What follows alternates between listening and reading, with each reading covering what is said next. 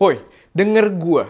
Minggu lalu Sony keluarin kamera baru lagi emang. Tapi percaya sama gua, peluncuran produk seru akhir tahun ini belum selesai.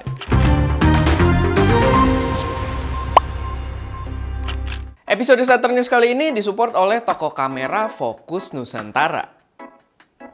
Oke, masuk ke informasi pertama. Buat yang belum tahu, informasinya Sony tanggal 26 Oktober kemarin meluncurkan kamera mirrorless full frame terbaru mereka, yaitu adalah Sony A7R Mark V atau A7R Mark V.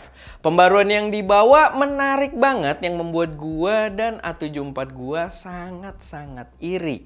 Sekarang kamera tersebut membawa prosesor khusus untuk memproses AI autofocus. Jadi autofokusnya diproses dengan prosesor sendiri dengan deep learning gitu kan, AI. Jadi ini ala-ala Apple dengan chip neural engine-nya. Keren banget menurut gua. Dan di sini juga mereka membawa menu utama kayak si FX3 dan juga FX30. Dan yang nggak kalah seru, mereka bawa layar variangle dengan tilt capabilities juga. Bener-bener menarik banget, bener-bener menggoda menurut gua.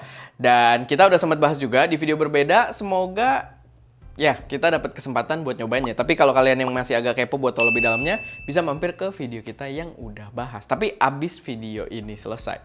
Lalu baru aja tadi Sony meluncurkan kamera baru, ternyata udah ada rumor-rumor liar yang beredar mengatakan kalau Fujifilm juga siap untuk meluncurkan kamera mirrorless baru di tanggal 2 November nanti.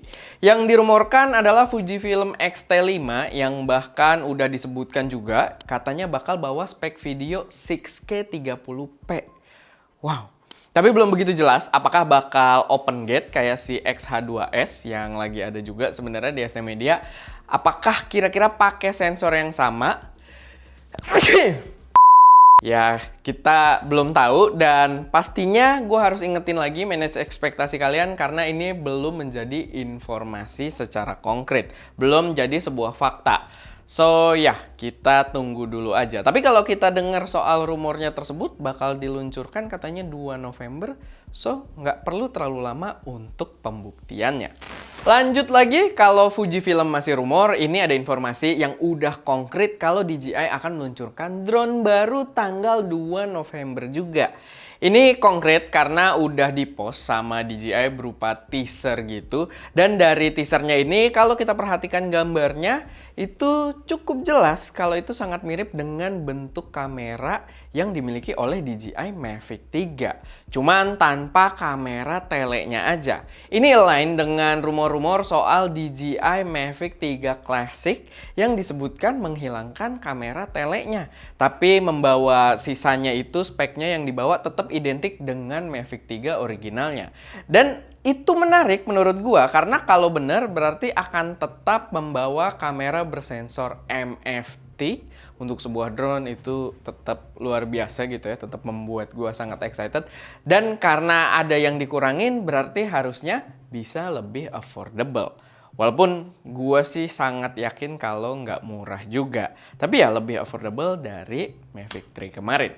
Oh ya, biar nggak ketinggalan, Olympus atau yang sekarang OM System kemarin meluncurkan kamera baru juga bernama OM5. Kamera micro four third seharga 1.200 US dollar. To be honest, gua nggak tertarik. Bukan masalah dia kamera dengan sensor micro four third ya. Tapi emang menurut gua kameranya nggak appealing aja. Gua nonton sedikit pembahasannya di DP Review dan udah kecewa di menit-menit awal. Karena dia nggak ada headset untuk monitoring audio. Dan yang parah adalah dia masih bawa micro USB untuk portnya.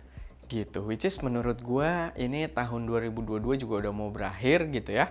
Tapi dia membawa micro USB yang menurut gua adalah langkah yang sangat buruk gitu ya. Maksudnya gue sih nggak mau bahas terlalu mendalam juga, cuman ya dengan dia start I/O-nya masih mau membawa micro USB aja, menurut gue itu udah bukan gambaran yang bagus soal kamera ini. Terakhir, ini ada aksesoris yang menarik, yaitu sebuah tripod dengan nama tripod Happy. Tripod ini masih dalam masa crowdfunding di Kickstarter, tapi emang punya konsep yang menurut gue sangat-sangat menarik. Tripod travel lightweight berbahan karbon, tapi punya 3 center column pilar gitu ya. Pilar atau leher tripodnya dia punya 3 pilar gitu. Yang kalau dicabut somehow jadi tripod lagi. Jadi kalian kayak bawa satu tripod, aslinya 2 tripod gitu kan. Yang menurut gue cukup menarik gitu kan buat berbagai penggunaan. Dan konsepnya sebenarnya mirip-mirip tripod travel peak design sama yang Ulanzi X Command yang kita juga lagi pegang sebenarnya, yang kalian tungguin aja bakal ada reviewnya. Yang jelas tripod yang menarik. Dan kalau kalian nonton Shutter sebelumnya, gua lagi coba project Kickstarter untuk ngikut nge-back juga yang aksesoris buat itu ya, buat Apple, buat MacBook dan juga iPad dan juga iPhone. Cuman untuk yang ini, walaupun tripodnya sangat menarik, tapi backnya agak mahal dan gua rasa gua akan skip dulu. Tapi ya kita pantau, karena tripod ini jujur menurut gua membawa inovasi yang sangat menarik. So ya mungkin kalau nanti ada kesempatan kita bakal bahas lagi karena memang seru banget kelihatannya. Cuman ya balik lagi, gue akan tunggu dulu karena gue tidak mampu untuk memback project tersebut di Kickstarter. Gue pun baru nyoba yang kemarin tuh, satu-satunya project yang gue back itu baru coba-coba doang. Nanti gue share kalau memang berhasil. By the way, mic gue copot, jadi sebelum closing gue pegang aja dulu. Ini udah nggak lengket kayaknya lemnya.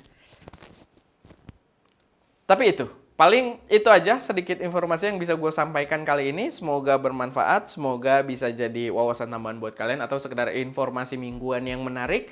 Dan kalau ada koreksi saran atau kalian punya informasi tambahan yang mungkin berguna buat teman-teman yang lainnya, silahkan taruh aja semuanya di kolom komentar. Itu aja, gue Erwin, di belakang kamera ada Aska, dan jangan lupa untuk berkarya.